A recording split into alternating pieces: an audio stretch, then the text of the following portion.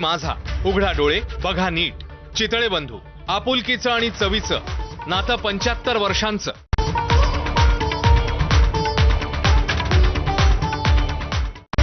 Headlines brought to you by Chitale बंधू.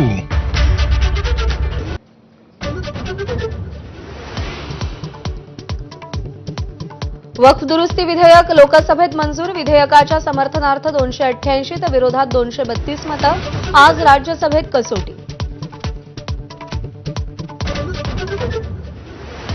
ठाकरेंच्या शिवसेनेचं वक्फ दुरुस्ती विधेयकाच्या विरोधात मतदान. वक्फची जमीन उद्योगपतींच्या घशात घालण्याचा सरकारचा डाव.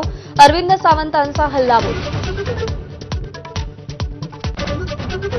वक्फमध्ये कोणताही मुस्लिमेतर सदस्य नसेल. अमित शहांचं लोकसभेत स्पष्टीकरण.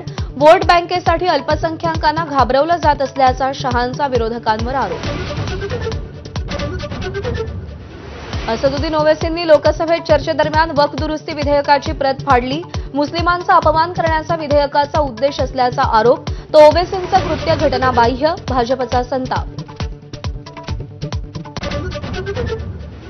मणिपूरमधल्या राष्ट्रपती राजवटीवर लोकसभेची मोहर. रात्री 2 वाजता मणिपूरवर चर्चा. मणिपूरमध्ये जनजीवन सामान्य करण्यावर सरकारचा भर असल्याचं अमित शहांचं निवेदन. शालेय शिक्षण विभागाकडून एक राज्य एक गणवेश निर्णय मागे. आता पूर्वीप्रमाणे शालेय गणवेश योजना पद्धत राबवणार. गणवेशाचा रंग आणि रचना ठरवण्याचा अधिकार स्थानिक शाळा व्यवस्थापनाचा. अजित पवारांच्या बीड दौऱ्याकडे पाठ फिरवत धनंजय मुंडेंची मुंबईत फॅशन शोमध्ये उपस्थिती. आजारपणाचं कारण देत धनंजय मुंडेंची दौऱ्याला गैरहजेरी. पौराणिक काळात हनुमान आणि आधुनिक काळात छत्रपती शिवाजी महाराज हेच संघाचे आदर्श.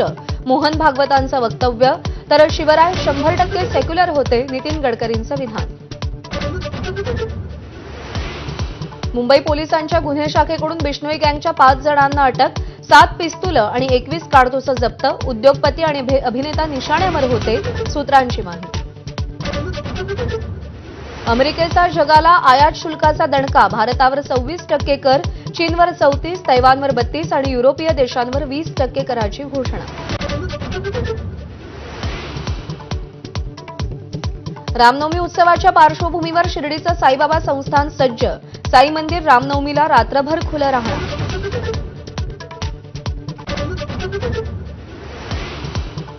गुजरात टायटन्सचा विराटच्या आरसीबीला दणका. बटलर, साई किशोर आणि मोहम्मद सिराजच्या कामगिरीच्या जोरावर 8 गडी राखून दणदणीत विजय.